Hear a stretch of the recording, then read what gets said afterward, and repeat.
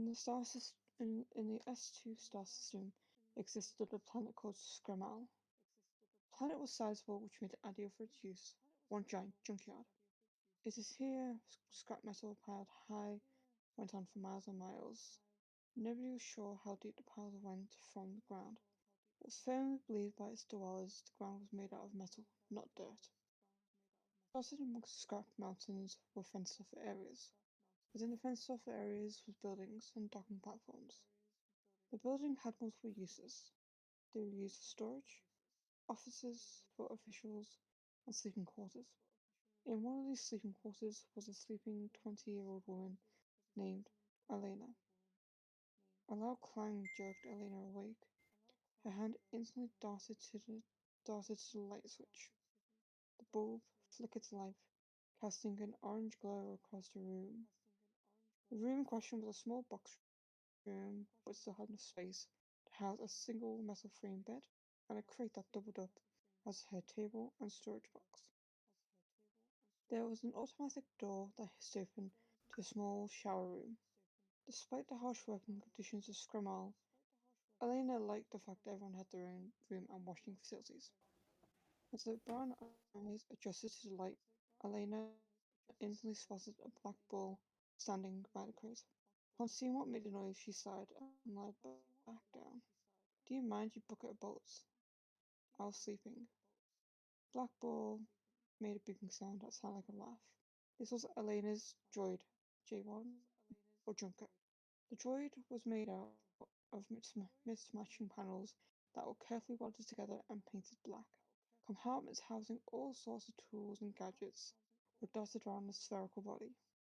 There were two large compartments on either side that housed a makeshift hand each. J1 rolled over and bumped into Elena's bedroom once he realized she wasn't getting out of bed. This caused Elena to groan in annoyance. Alright, I'm up. Elena hauled herself out of bed with a sigh. She stumbled into the shower room, blurry-eyed. There, she quickly brushed away yesterday's muck. Fresh and clean, she pulled on her work clothes. A grease-stained shirt, black dungarees, black gloves, and black boots. And pulled her brown hair up into a ponytail. On her way out of the room, she pulled on her worn leather jacket she found amongst the scrap, and dangled a pair of welding goggles from her neck. Outside the room was a long, wide hallway. She took a left and went on until she came to the end of the hallway.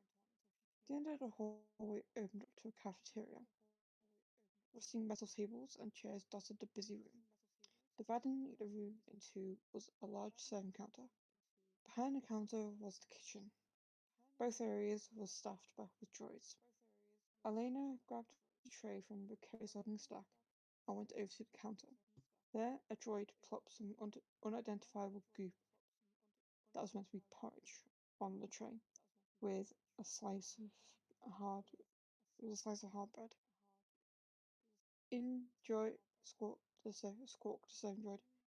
I'll try, Elena muttered as she stared at the so-called food.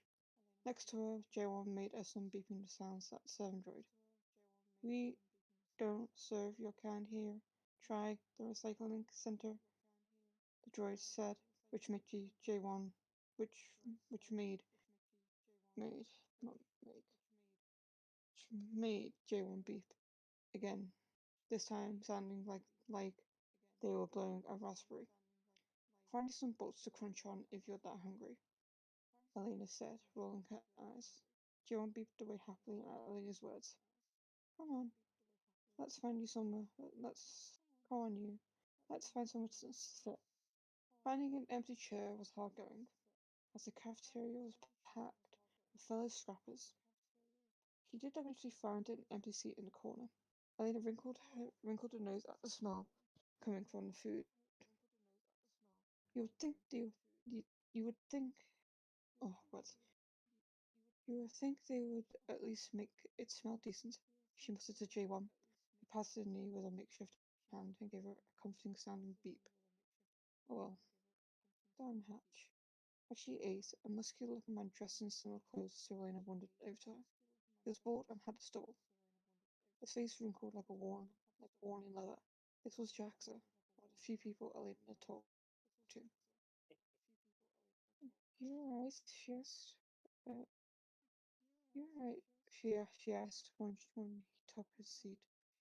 Yeah, I was wondering if you could help me. Yeah, I was wondering if you want to help me scrap it Stargazer M4 today. Jax asked.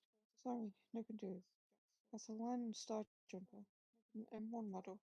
As Elena said the last few words, she tried to get the smug smile off her face.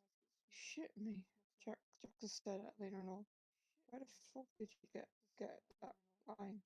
The M1 Jumper is a rare find. Elena smirked as she tapped her nose. Heaven ways. More than likely to join me. It's like he's bad mouth. Second thought I'll stick to the grazer. It's sort of credit, isn't it? Elaine chuckled. Always the coward. Hey, with a good reason. Good reasons. Jackson waved his mechanical arm around. J1 did a laughing beep. Shush you. But correctly, I lost at saving you, sorry, as a lass. J1 beeped defiantly and rolled over Jackson's foot as he headed for the door. Thanks, I guess. They chuckled. Call her in. See you around. Phone with that razor. You should scrap that ball. Jackson called as he rubbed his foot. In your wildest dreams. Elena called back as she made for the door. As she got to the doorway, she walked straight into an officer. The officer was dressed in black arm panels that were laser-proof. The same went for the black helmet. The helmet, whilst it didn't look like anyone could see out of it, they could by the one-way lens installed in it. The officer had a laser rifle in hand, a laser pistol in holster strapped to the side. Attached to the belt was a tube-like object that had a seam down it. This was a hollow paper. Back in, Scum. I have an announcement, Jeff said, jerking the rifle at her. Lena's side and took his seat again as the officer pulled out the hollow paper.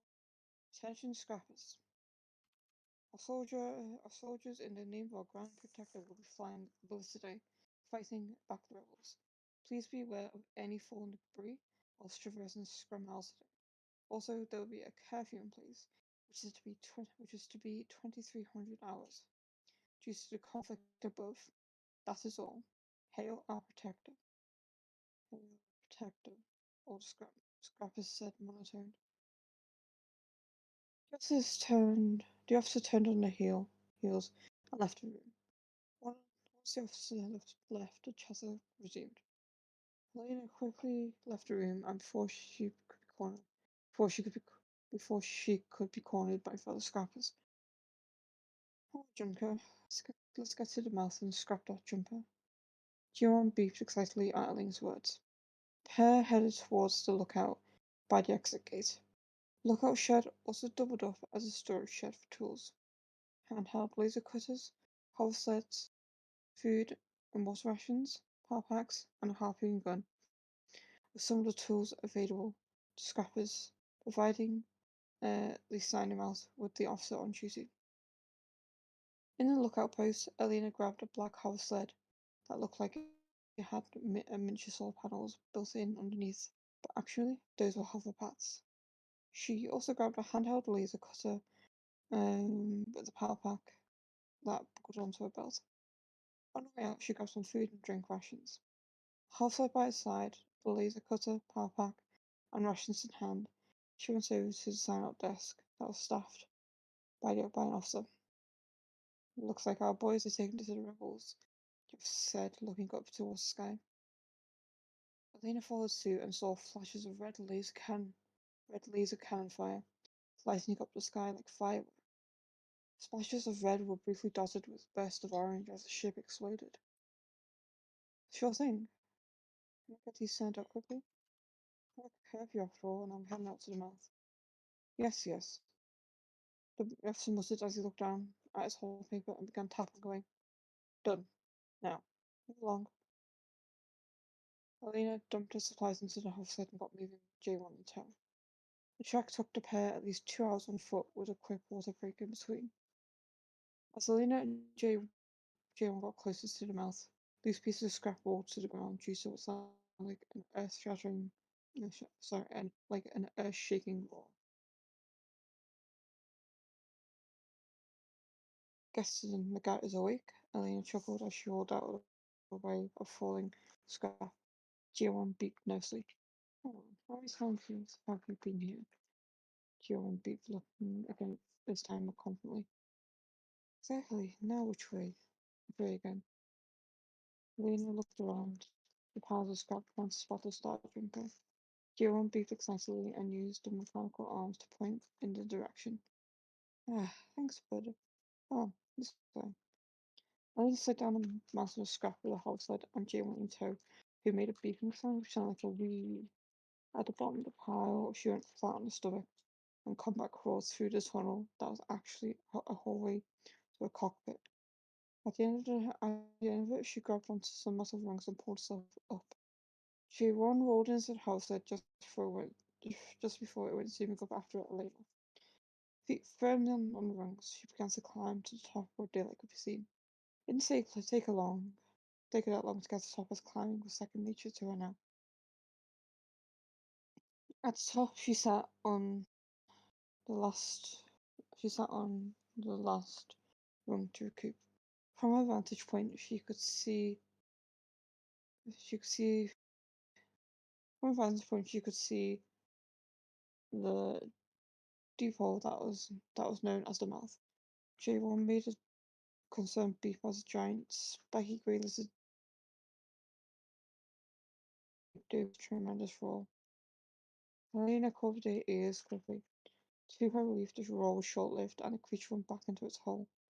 The creature was thundering gas, a deterrent to any would-be lawbreakers on Scrum. Helena shuddered at the recent memory of seeing 50 scrappers fettered in the gap, but daring to make a break for freedom. J1 nudged Elena, breaking her reminiscing. She gave a curt nod and got to her feet, making sure the bars and the rung she sat on. Looking around, she noticed some wires were dangling low. At the top of the wires was a beam of light, making her think there was a hole she could slip up through at the top. She gave the wires a tug, and to her relief, didn't come apart. Up this way. Come on, said to J1, who was still in the hover sled.